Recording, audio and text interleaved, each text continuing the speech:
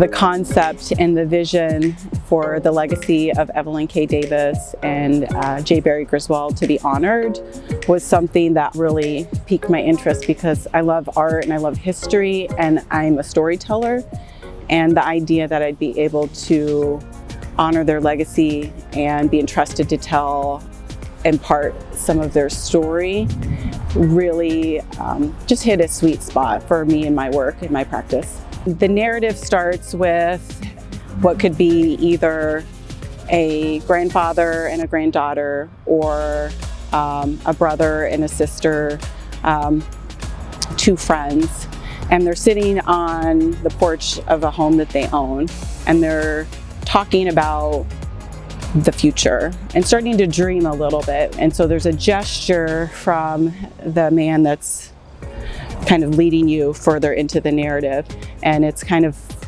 piquing your interest about, well, what could they be talking about, which for me is my way of hopefully leading the viewer into that kind of imagination or creativity or dreaming about what they want in their future. And then it goes into this planning state where, when we think about what takes place at the center, there's a lot of planning, there's a lot of strategy, there's a lot of programming that helps people start to build out their dreams. And so then there's a young gal, and she's got all these Post-it notes, and she's starting to kind of organize her thoughts. And then those Post-it notes start to come to life and go kind of out into the universe. And there's these blasts of color that become confetti, and then that confetti kind of bursts out and around a young man and his son, and he's in graduation cap and gown. And so the center does a lot of graduations, and they don't just do graduations for like academic pursuits. They actually have a program where individuals who are coming out of jail or prison go through a graduation ceremony to come and just celebrate being back in their community. And then it brings us around from that accomplishment into then what happens next, which is the future side, the other north-facing wall here. The individuals that are arm in arm, I tried to think about like a whole host of different skin tones that just could kind of talk about diversity and inclusion. Different hair grades, different textures and fabrics in the clothing that would hopefully represent a multitude of individuals, not only within the Des Moines community, but again, this larger, like universal collective of human beings.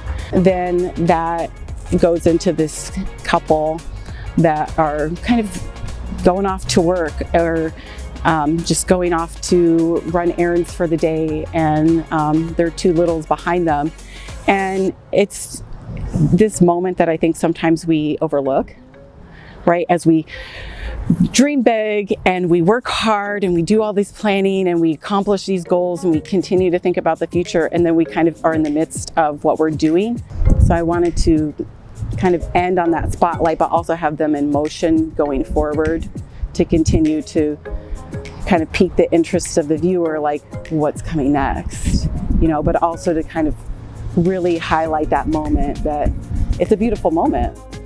Our self-efficacy, our belief in our ability to accomplish anything is greatly increased when we can see that basically someone else has done it too. Now, if you're always looking at someone that doesn't necessarily look like you, or sound like you, or feel like you start to wonder, is that possible? So we look at that on a larger scale, right? Our community here in Des Moines.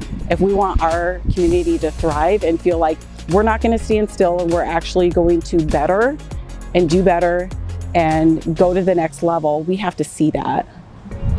And we have to see things that look like us, sound like us, feel like us. And I believe that's what Evelyn and Barry wanted also. And I think that they did a fantastic job in their life's legacy and their work.